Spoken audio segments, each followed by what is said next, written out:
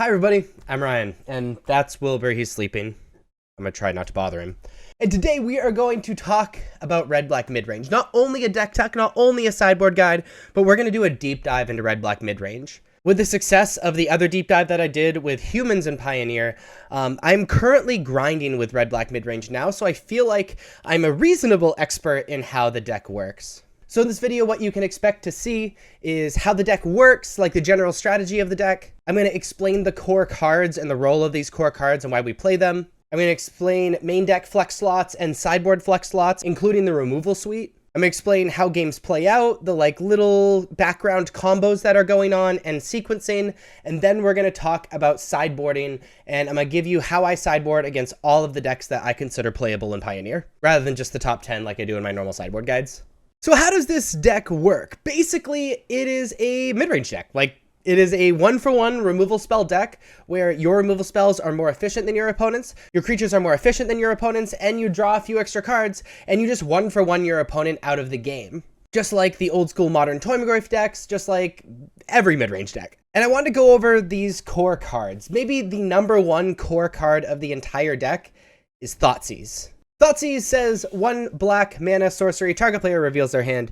You choose a non-land card from it. That player discards that card. You lose 2 life. So this is hand destruction. And Thoughtseize is good in so many ways. One, it can just take a good card out of your opponent's hand, but that's Thoughtseize in one of its worst forms. Thoughtseize in maybe its best form is that it punishes mulligans. If your opponent mulligans, whether they're on the play or the draw, and then you Thoughtseize them, often they have to keep less action than normal so that they can hit their land drops. And you can take that action and just run away with the game by 1-for-1ing for the rest of the game. It's also very good against combo decks, where you get to take a piece of their combo that matters, or control decks to make sure that you can clear the way, or anything like that. Thoughtseize is super, super good and pivotal to this strategy. I'm just going to go in mana cost order.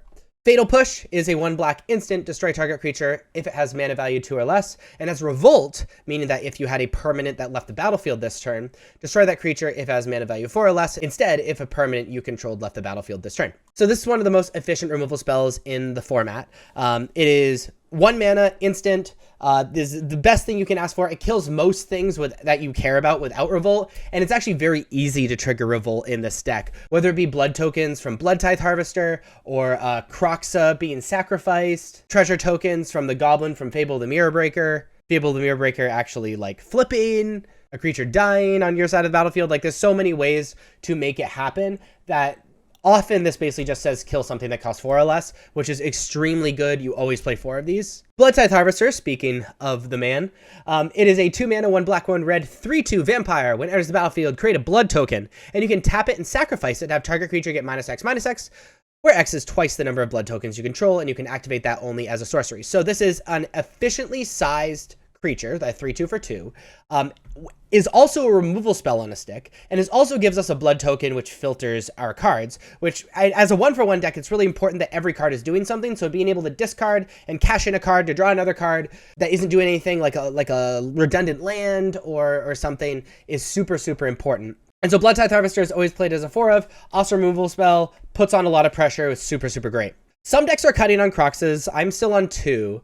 But Kroxa, Titan of Death's Hunger, is 1 black, 1 red, is a 6/6. When it enters the battlefield, sacrifice it unless it escaped. However, when it enters the battlefield or attacks, each opponent discards a card. Then each opponent who didn't discard a non-land card this way loses 3 life. So often it's just they lose 3 life or get rid of something relevant. And you can pay 4 mana to exile 5 other cards from your graveyard and escape it. In that case, it enters the battlefield and stays there. So Kroxa requires some work, is really, really good in the deep late game, so good in the deep late game. Having that as an extra threat, something that'll come back. Often you've already cast it for 2 mana on turn 2 or 3 or 4 or something like that, and it's gotten something relevant and just allows us to go beyond that 1-for-1, and is just a really awesome game ender. One kind of downside with Kroxa though is often it doesn't affect the battlefield immediately on turn 2. And so if people are going under you and they're being aggressive, Kroxa ends up being really bad. Reckoner Bankbuster is a 2 mana artifact vehicle. It enters the battlefield with 3 charge counters on it, and you can pay 2 mana and tap it to remove a charge counter from Reckoner Bankbuster and draw a card. And then if there are no charge counters in Reckoner Bankbuster, create a treasure token, and a 1/1 colorless pilot creature token with this creature crews vehicles as though its power were 2 greater. And it has crew 3 and is a 4/4. It's a lot of words for just being our card engine. This allows us to generate more cards into our hand so that when we 1-for-1 with our opponent, we always come out ahead. And then if we cast Reckoner Bankbuster in all the way, it can then become a threat. It can also become a threat with charge counters on it, but it's a little scary to man it up into removal spells when it's really important that we draw cards off of Reckoner Bankbuster as well. Most decks are running at least 2 in the main deck at this point. Graveyard Trespasser is a 3 mana, 1 black, 2 generic, 3/3 with Ward. Discard a card. Ward meaning when it's targeted by an opponent, they have to discard a card or that spell is countered. Whenever Graveyard Trespasser enters the battlefield or attacks, exile up to 1 target creature card from a graveyard. If a creature card was exiled this way, each opponent loses 1 life and you gain 1 life, and it has Daybound, which means when it enters the battlefield, if day-night has not already started happening, it is daytime. When it switches to night, meaning if nobody casts a spell during their turn, it switches to night. So it flips into Graveyard Glutton, where it still has Ward, discard a card, and at this point you can exile 2 cards from graveyards and, has the same effect for each one of the creature cards exiled. And then if the person whose turn it is casts 2 spells, then it switches back to day, and etc, etc. So Graveyard Trespasser is really good. Graveyard Hay is a decent threat. It gains some life, is a reasonably sized blocker. It's just all around reasonably efficient. We end up siding it out a lot because it's only good against certain decks, but it's efficient enough even against decks that it's bad. Most people play it as a 2 of in the main deck at this point, and I do as well. Bonecrusher Giant is a 3 mana 4/3. However, it has Adventure as a 2 mana card that says Stomp. It says damage can't be prevented this turn, and Stomp deals 2 damage to any target. So this is another really good example of having 2-for-1s into 1 card being a super important part of these mid-range strategies. So Bonecrusher Giant in its best form kills something, goes on an adventure, and then whenever you want to cast a 3 mana 4/3, you get to cast a 3 mana 4/3. You can also cast that 3 mana 4/3 from your hand, and it is excellent. That 3 mana 4/3 has whenever it becomes the target of a spell, it deals 2 damage to that spell's controller. So it just, applies pressure, removes stuff. That's exactly what we want out of a card. Very often with Bonecrusher Giant, if we know we're playing against a deck that Stomp is really hard to make good, we just when we have spare mana at the end of our opponent's turn, we just Stomp face. The thing about Bonecrusher Giant that's important to understand though, is that it's really important Stomp doesn't fizzle. If Stomp gets countered, the whole card gets countered, nobody goes on adventure. If you target a creature that then dies and then the Stomp fizzles, it goes in the graveyard, it doesn't go on adventure. So we need to be a little careful with that because it's really important that Stomp and Bonecrusher Giant, we get to cast both sides of it so that we are always really efficient with our cards because that's what we're trying to do in this 1-for-1 mid-range deck. Fable of the Mirror Breaker, probably the best card in the deck, I would argue. Fable of the Mirror Breaker is a 3 mana 1 red 2 generic saga, where the first chapter says create a 2/2 red goblin creature token with whenever the creature attacks, create a treasure token. Its second chapter is you may discard up to 2 cards. If you do, draw that many cards. And its third chapter is exile this, then return it to the battlefield transformed under your control. And its flip side is an enchantment creature, Goblin Shaman, that you can pay 1 generic and tap it to create a token that's a copy of another target non-legendary creature you control, except it has haste. Sacrifice it at the beginning of the next end step. So there's a lot of combos that can go along with Fable that I'm going to talk about when we talk about the combo section of this guide. But this is, you're overpaying for all of these things, except maybe the flip side. But it's effectively 3 cards that we would want to play in one. Its first thing is a creature that can create mana ramp and also create treasures that can trigger Fatal Push and stuff. Its second is we can cash in cards that aren't doing anything for cards that we actually care about. And then its flip side is basically a must answer, because if they don't answer it, we get to start copying our homies and jamming in for just a ridiculous amount of damage, or even some combos that we're going to talk about in just a little bit. So this deck really rides on the back of Fable of the Mirror Breaker, similar to how it rides on the back of Thoughtseize. And maybe the most powerful, maybe not the best card in our deck, but the most powerful card in our deck is Shieldred, which is 2 black, 2 generic, so 4 mana total, 4/5, Phyrexian Praetor, legendary creature with Death Touch.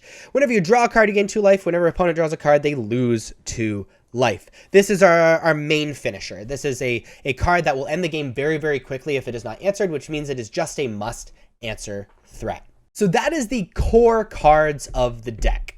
And notice I didn't talk about any of the 2 mana removal, because that isn't necessarily core. You're supposed to play about 4 2 mana removal spells that are all different depending on who you talk to. So we're going to talk about that in the context of flex slots.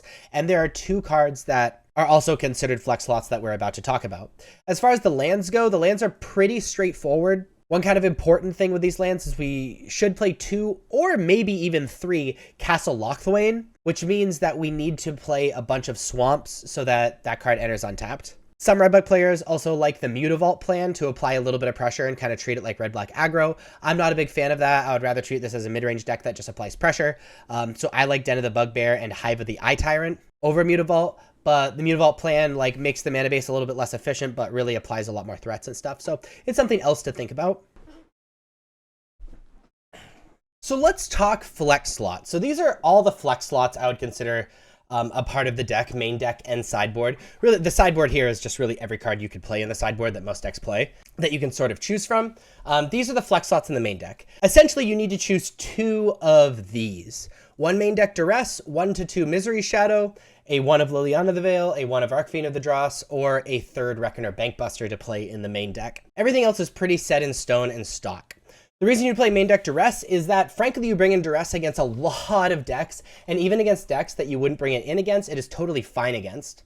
People play non-creature spells, and so like having another Thoughtseize effect can be really powerful, especially in matchups that like have really good game 1s against us, like Blue-White Control and like Lotus Field and things like that. Misery Shadow is our mono green killer. If you expect a lot of mono green in your meta, Misery Shadow is really how we like deal with that deck, because Misery Shadow we play on turn 2, mono green doesn't necessarily answer it, and then we can attack and threaten to pump it so they can just never block with it, and then we get through damage every single turn.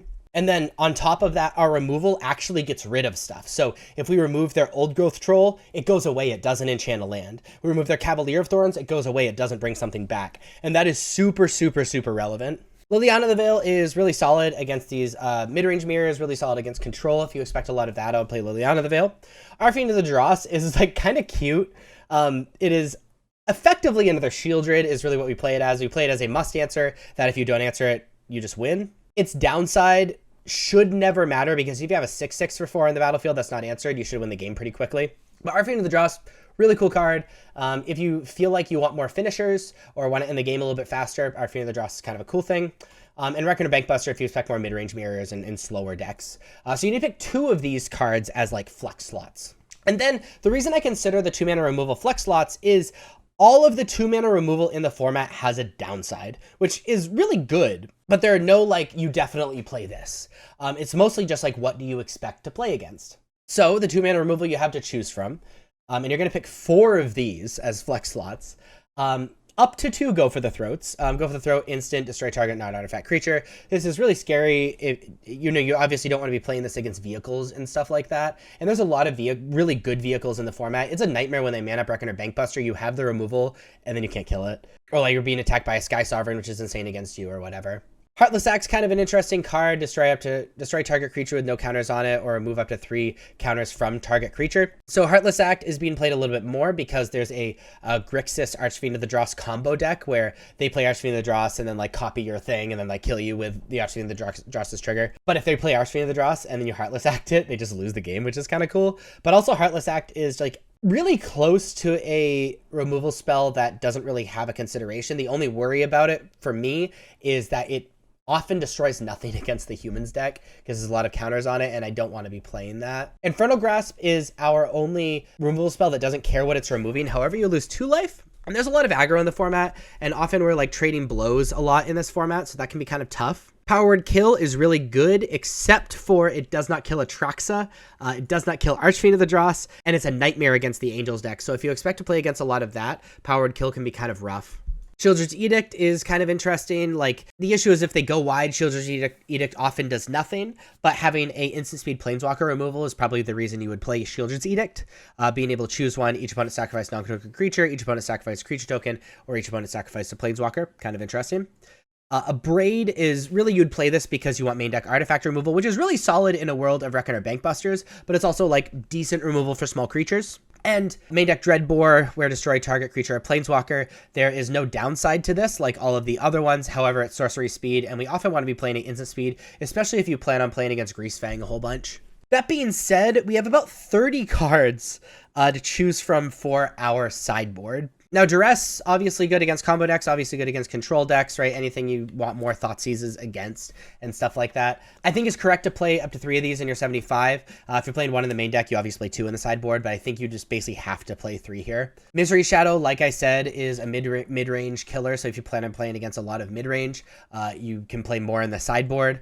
Noxious Grasp is some of our more efficient removal. We can't play these in the main deck because you can't count on playing against green or white all the time. However, we can play a sideboard card to just play better 2-mana removal spells. And so obviously good against green or white decks, really good against humans, really good against angels, decent against mono green, things like that, just as more removal. Go Blank, really good against slower decks, like these control decks, also really good against control, really good against decks that utilize their graveyard, where it's a mind rot that they exile their graveyard as well. Liliana Veil, we've already talked about. We can play one on our board if we want to, if we plan on playing against slower decks a whole bunch. Extinction Event, we're mostly playing Extinction Event from mono green. I think you're supposed to play 2 at least. I can see up to 3, which is I have 3 here. The reason it's good against mono green is nearly all of mono green's threats are odd. And Shield Raid is not odd, and like Blood Tithe Harvester is not odd for us, so we can just cast it, say odd, we often wipe our opponent's board and we get to keep our stuff. And we just like love that for us. It's also decent against a lot of the creature decks, even the aggro decks, because 4 mana isn't ridiculous. Speaking of creature decks and aggro decks, Languish has been played as a one-of in a lot of sideboards. Languish is kind of interesting. It's really bad against mono green, but a lot better of a removal spell against these other decks like Red-White Pia or Red-White Convoke or Humans or anything like that. Languish is excellent. Invoke Despair is really interesting. So it's 4 black and 1 generic. Sorcery, target opponent sacrifices a creature. If they can't, they lose 2 life and you draw a card. Then repeat this process for enchantment and planeswalker. Really, this is the red-black's only way to deal with enchantments. So it's decent against fires. You know, it's really decent because you get to draw a whole bunch of cards and they sack a whole bunch of things against like mid-range strategies and control strategies. I'd be really afraid of like spending 5 mana on this and getting it countered though, so it's something to be aware of. But people are playing this on the sideboard for like fires and like slower decks and stuff like that. Meathook Massacre is an interesting innovation. 2 black and X legendary enchantment. When Meathook Massacre enters the battlefield, each creature gets -X/-X till end of turn. Whenever a creature you control dies, each opponent loses 1 life. Whenever a creature an opponent control dies, you gain 1 life. So it's an enchantment that stays there, so you get that static Blood Artisty effect. I think the downside of this card compared to a card like Languish is this costs 6 mana to get rid of the 4/4 Convokers and Adeline, where Languish costs 4. However, if you plan on trying to beat cards that are lower to the ground, maybe want to cast it a little bit earlier or really value the triggers, I can see wanting to play Meathook Massacre. Rending Volley is, kind of Noxious Grass partner. It's 1 red, spell can't be countered, deals 4 damage to target white or blue creature. I could see playing Rending Volley over Noxious Grasp if you plan on playing more against like spirits and stuff. They both can kill Greasefang, so we love that. Rending Volley being 1 mana really matters. Also, Rending Volley not hitting Planeswalkers kind of matters against the control deck, so something to think about when we compare these 2 cards. Abrade, we've already talked about. Abrade, if you don't play one main deck, you probably want to play one side. 3 damage target creature, destroy an artifact. Being able to deal with artifacts, especially Reckoner Bankbuster, is super important. Hinasugu Consumes All. If you play this card, you're playing it for the first chapter. The 3 mana destroy each online permanent mana value 1 or less. Really good against Invoke. Really good against Red-Black Sack, which is like doing awesome right now and stuff. And then it flipping. Normally its second chapter doesn't really matter. Sometimes it's a detriment, actually. And then it flipping is really like gravy. Like we just get a guy after we mostly just do it for the first chapter. Please don't side this in or play it in your sideboard for the second chapter. If you want that, you'd rather have like a Go Blank effect or like one of these other graveyard hatey things. Kolaghan's Command is really good against the slower decks. Also decent artifact hate. Getting a creature back, being able to play that super, super long game where you get to pay 3 mana instant, you choose 2.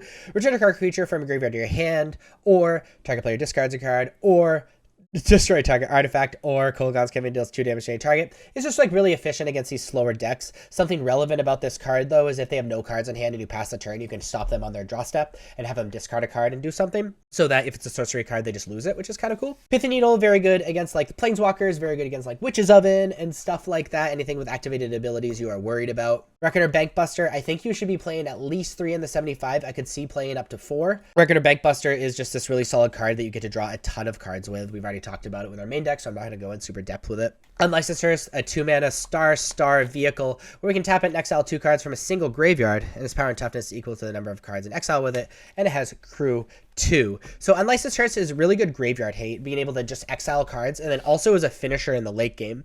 Often you don't really get there because they concede to Unlicensed Hearse and like other pressure. So really you should just be playing this as graveyard hate. Very, very good graveyard hate. Not much else to say about that. If you play it turn 2 against Greasefang decks, they probably just lose because you're the better mid-range deck. Weathered Runestone is kind of an interesting innovation that's been played recently. It's a 2 mana artifact that says non-land permanent cards in graveyards and libraries can't enter the battlefield, and players can't cast spells from graveyards or libraries. So it's kind of like a Grafdigger's Cage-ish effect. If you can play it over Unlicensed Hearse if you don't care about that like end game pressure from a Unlicensed Hearse. And then some people are playing up to 2 Sky Sovereign. Sky Sovereign being a 5-mana legendary vehicle with 6/5 flying. When it enters the battlefield or attacks, it deals 3 damage to target creature a planeswalker opponent controls and has crew 3. It's really a game ender. Like, it's a removal spell on a stick, end pressure, and we really love that in our decks. If we are playing against a deck that Sky Sovereign can kill things against, it can really be a game ender in those matchups. So how do games normally play out with red-black midrange? Normally, what you're doing is you're doing that 1-for-1 removal thing. You are removing their threats, you're stopping what they are doing with all of your cards, and then you're applying your own pressure with like Bloodtithe Harvester, with Fable, with Bonecrusher, with Graveyard Trespasser, with Kroxa, with Shieldred, so that you can like close out the game before they claw back into the game. And while you're doing that, you're drawing cards so that as you 1-for-1 your opponent, you end up coming out ahead. In addition to that, we try to Thoughtseize away our opponent's threats, preferably on turn 1, but sometimes happens later in the game. And there's a couple combos that I really want you to be aware of as you like examine this deck. First of is the maybe obvious combo that has happened to you is the flip side of Fable the Mirror Breaker, Reflection of Kiki-Jiki, can tap and copy Bloodtithe Harvester. That new Bloodtithe Harvester, when it enters the battlefield, you get another blood token, which means you can sacrifice the Bloodtithe Harvesters to kill things that are even bigger because you'll have multiple blood tokens, and you can keep doing this every turn. But that new Bloodtithe Harvester is a token with the same ability and has haste. So Bloodtithe Harvester Reflection of Kiki-Jiki is effectively a removal spell on a stick. You tap, copy, new Bloodtithe Harvester, sacrifice new Bloodtithe Harvester, kill things, maybe jam with the old Bloodtithe Harvester. Untap, do it again, removal spell on a stick. I get another blood token so I can kill things even bigger, blah, blah, blah. So that's a really important combo when we, examine these things. In addition, a multiple Reflection of Kiki-Jikis can combo with itself. So what it says is create a token that's a copy of another target non-legendary creature you control, except it has haste, sacrifice it at the beginning of the next end step. So if you have multiple Reflections of Kiki-Jiki, and like 6, 7, a bunch of mana, and you wait till your opponent's end step, you can copy the Reflection of Kiki-Jiki, you get a new one. Use that new one to copy your Reflection of Kiki-Jiki. And you pay mana, and you can create as many Reflections of Kiki-Jiki as the amount of mana you have. Then, it is the end step. Reflection of Kiki-Jiki says the next end step. So you get to untap with all of those reflections and then jam and often kill your opponent. Now, sometimes, and this is where we get into the deep dive thing, you can juggle tokens of Reflection of Kiki-Jiki. So this has only happened to me twice. One time was in Modern and one time was in this deck. But sometimes you'll like do that combo or like end up with Reflection of Kiki-Jiki tokens, but not Reflection of Kiki-Jikis.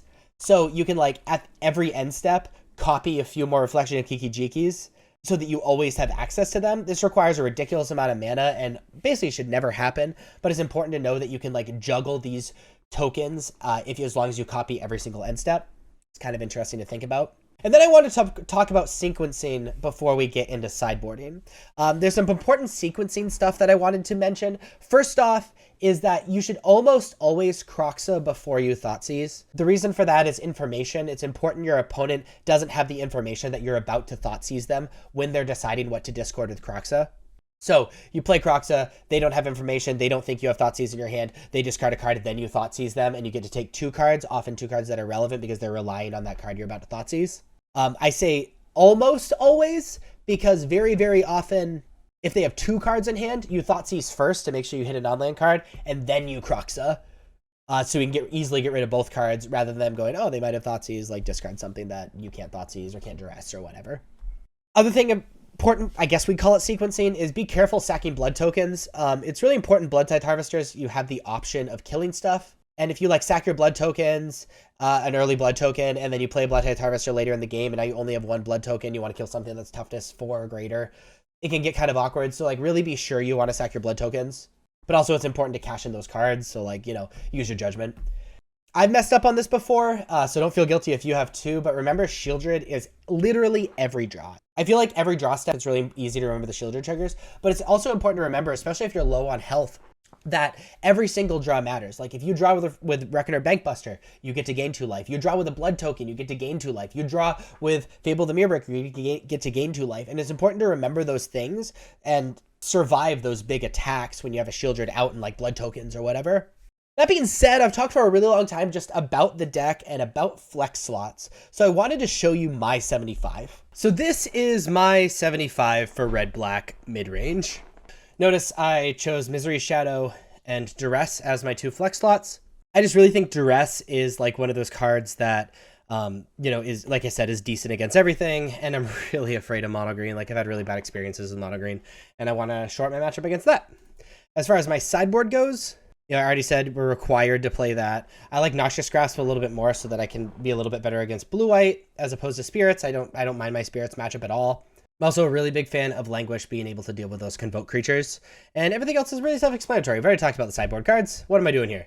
So we're going to talk about how to sideboard against all of the decks that I think are playable in Pioneer. Playable is probably the right word, rather than just the top 10. I'm going to kind of explain the matchups a little bit, but we really explained what all of the cards are for. So if there's something to say about the matchup, it'll be about the matchup rather than why we're bringing it in or taking stuff out, because I feel like that should be self-explanatory from the rest of the video.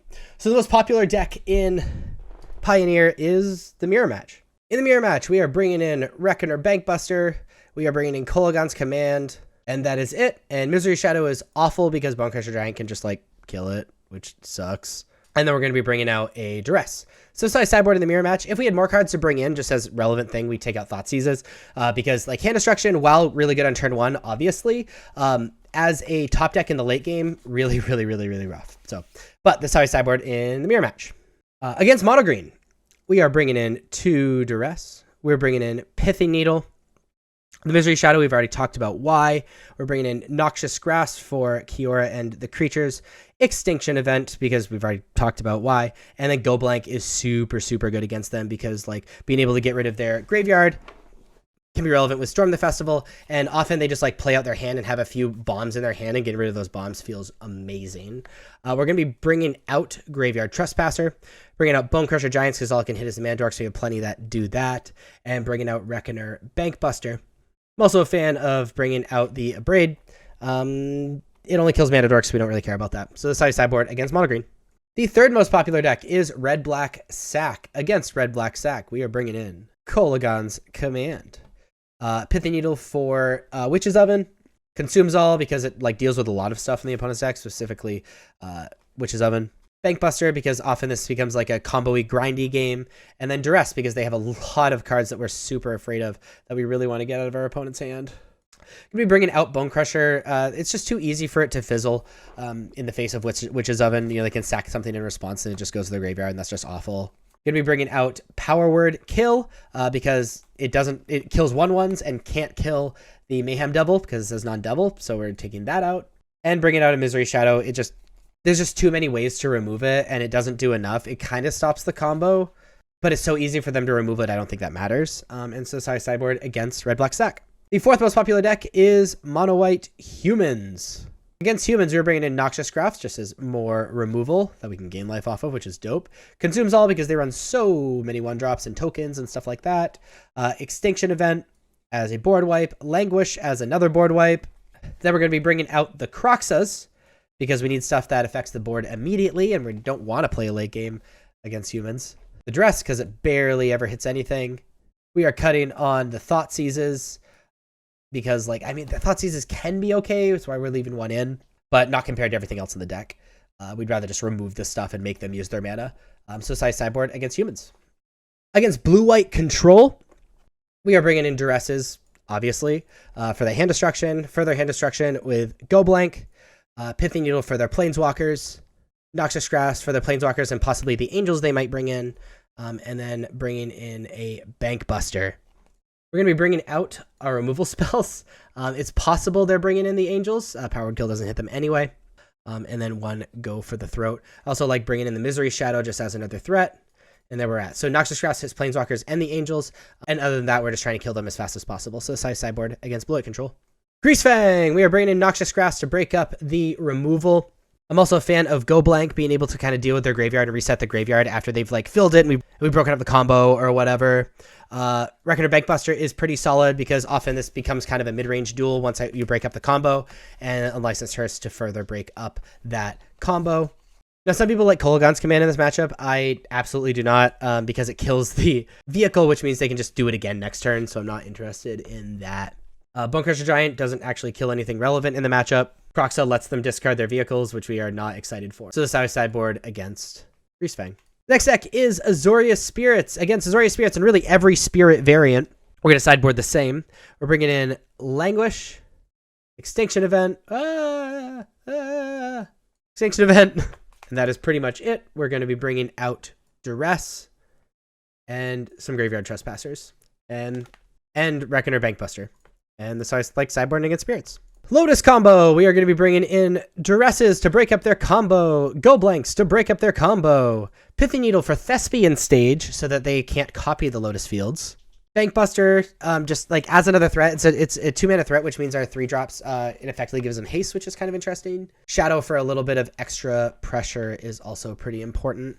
We're going to be bringing out for Fatal Push and then bringing out a bunch of removal like a Braid, Power Word Kill, actually like bringing in Unlicensed Hearse, just so that it makes it a little bit more difficult to combo.